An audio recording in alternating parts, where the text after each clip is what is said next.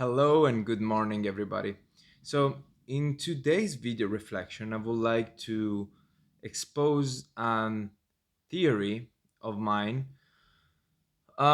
regarding our crisis, our attention span crisis nowadays. What I think is that this problem came from a ideological problem rather than a technological one. So for a long time, I thought that our attention span problem was because simply we're overwhelmed with a lot of stimuli and garbage, thanks to social media, which are engineered to keep us glued to our screens. And for sure, that is a part of it, a big part of it. But I don't think that is the whole story. And I came to this conclusion after, of course, writing longhand an essay about a quote from Byung Jung Han book, The Crisis of Narration, that I have just finished, in which he said, quote, "The narrative community is a community of careful listeners. People who listen carefully are oblivious to themselves. They immerse themselves in what they hear. The more self forgetful the listener is, the more deeply what he listened to is impressed upon his memory. We are increasingly losing the gift to listen carefully. We play to the gallery. We eavesdrop on each other instead of forgetting ourselves and listen intensely." I love this quote and the fact that it twists a little bit the problem of the attention span, which is not only poor us all, we are completely at the mercy of this engineers social media that are keeping us dumber. um but not only that, we have a responsibility, we have a part of responsibility in this problem. And what he's saying is that we are not self-forgetful, that we have lost the ability to forget ourselves, to get out of our own heads for 5 seconds and listen to others. And if we don't listen to each other, um, if we don't listen to our grandparents' stories, if we don't listen to someone for the sake of it, for the pure um, joy of just connecting to others, it will no community can be possible. And so I would like to dig a little bit deeper into this. So um, I think that our first problem is that we made a big mistake. We confused the compulsion. We live in a society in which we are compulsively trying to realize ourselves. Um, it all started with, the famous sentence from Nietzsche, um, God is dead and we kill it. And and after that, which means that we have lost any kind of faith in religion. I'm not a religion person, but that was for sure a thing in the past that will keep people out of themselves, because of the fact that if you believe in something bigger than you you are less likely to become an egomaniac kind of productive fanatic. um then after that, there was like the loss of a political ideology, big kind of ideology in people, in which people can see themselves in and believe in and follow almost blindly sometimes, like communism or Nazism or fascism. And when we lost all of that and capitalism came to be and consumism came to be, we stop to become like part of the community and we evolve into consumers. And this leads us to um, working more than ever in history, be more productive than ever in history, and still be the more depressed than ever in history. And this, I think, is because we are so locked up into our own heads, thinking of what I can do with my life, how can I realize myself, that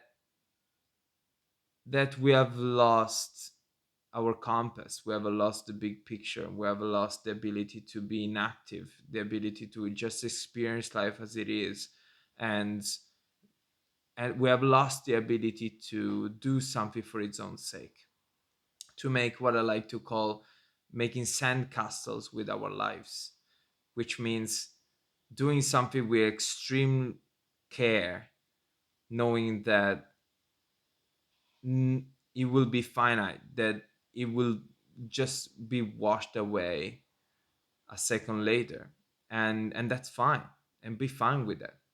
We became slave of the in order to. Everything has to have an in order to. Everything has to have a reason, an advantage of sorts that we can gain from it. And so, well, we confuse self realization um, with freedom. That is what happened. We lose the contact with reality, with others. We lose the ability to listen because we are so damn focused on just pursuing our private own goals. And we are completely chained and in in cage, in a sort of cage, um, that prevents us from enjoying life for what it is and listen to others and communicate to others for its own sake. And I think that it all started with work, because if we think like, how can I realize myself now that I am like, everyone is worshiping himself and everyone is his own priest, so to speak. What's the thing? What's the actions that I can do to satisfy my ambition? And the first thing is working. Be as productive as possible, and we know that because you just have to open a random YouTube videos to realize that the compulsion of productivity, as Bjorn Johan said, is the biggest disease of our life. But it came from the fact that we are locked in our own heads and we are trying to just realize ourselves. We're trying to make something of our own life, right? We're trying to um, defeat death, be immortal, so to speak, to leave a mark.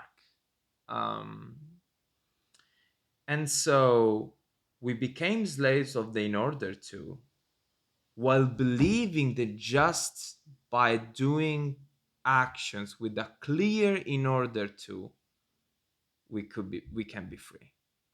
We could be free. And that is extremely dangerous and is incredibly um, it will cause like an avalanche of problems, like, and consequences like isolation, depression, the shorter attention span, attention span crisis,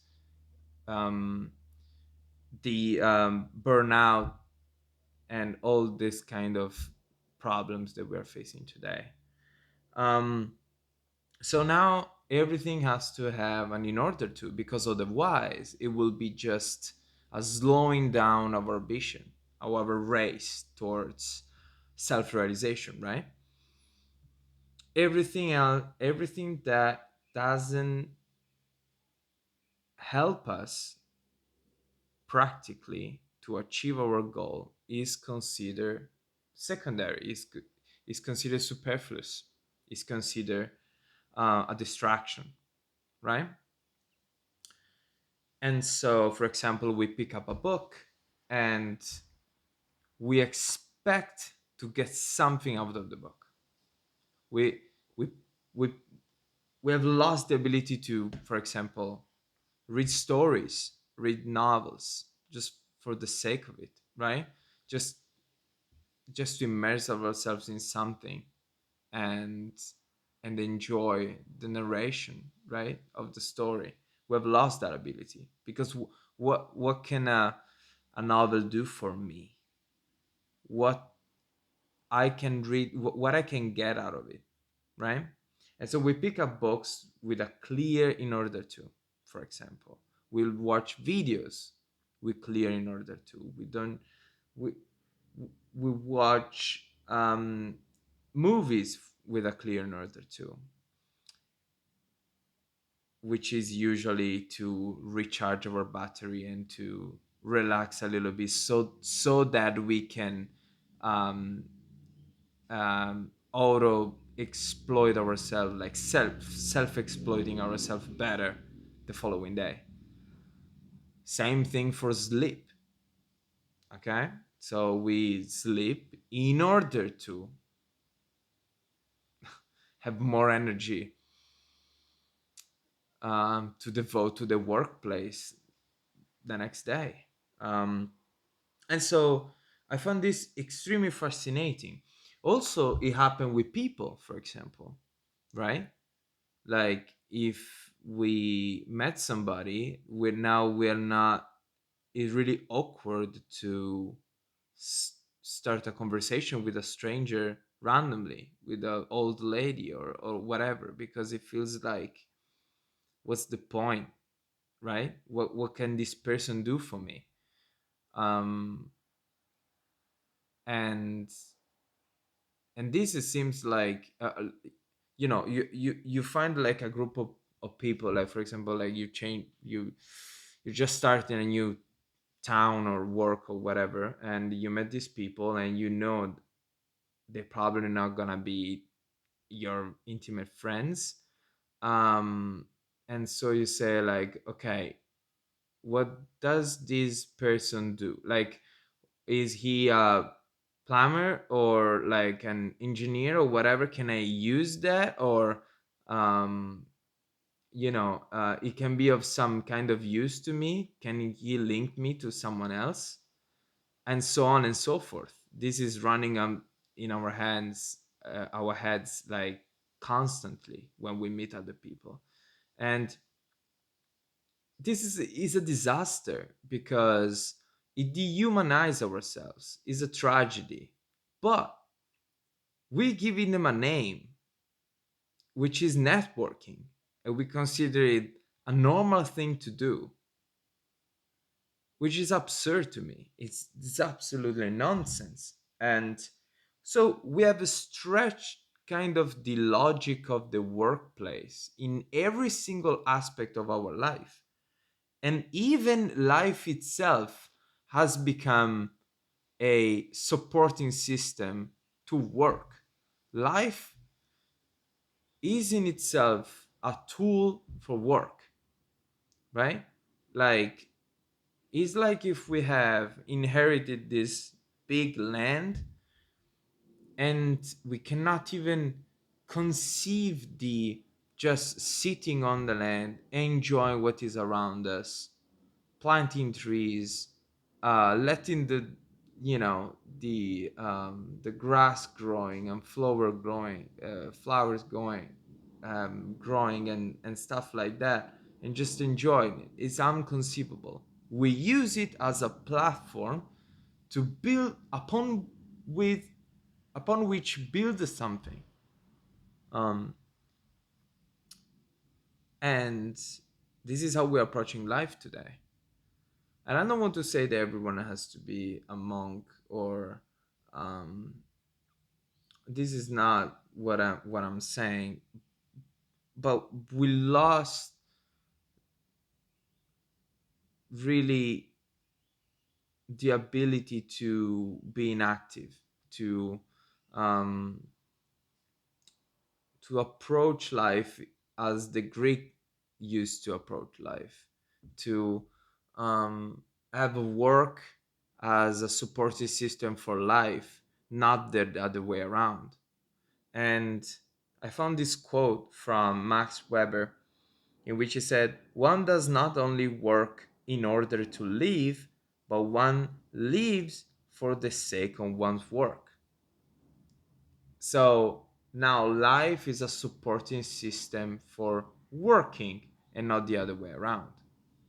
Even eating has become is approached with some kind of um, anxiety sometimes, because it forces us to slow down and to feed, right? And so what we do is using that time in order to something else, in order to,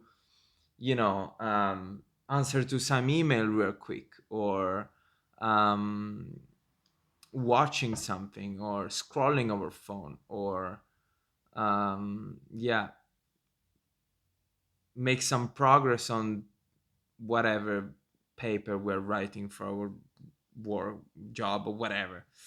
And so everything is has to have an in order to, for us to be even um listening, like for us to be even able to consider it, doing it, that thing. um and so I imagine that as kind of the logic, when we stretch to the logic of the workplace. I imagine this man walking home with his working boots, all dirty of mud, and he's just walking around the house, and and leaving footprints everywhere, until like the house resembles um this construction site, right? The house resembles the workplace, and everything has to be in order to something else. even even our kids, right? Even our kids, now we're using kids as a mean to an end. Like we are competing, parents competes to each other, what who is who has the most smarter kid, or um force on them to realize something, to realize themselves if we failed at it before. So we force on them careers, we force on them to be doctors, lawyers, whatnot, because is whatever we were not able to achieve ourselves. And so in a sense, we exploit our kids for our own ego satisfaction, which is a bit harsh, but it reminds me of the movie Dead Poet Society, and the scene with Neil Perry, one of the protagonists, confronting his father. That's exactly what it is. Um, and so yeah, I don't think we are able right now to take off those working boots. Um, but I found really fascinating this problem, and I hope we could just going back to um, a life, a simple life, a life free from in order to's. And um, I think this is the cause of our problem with this pan attention. And yeah, this was my reflection. I hope it was of some some use to you. And see you in the next one.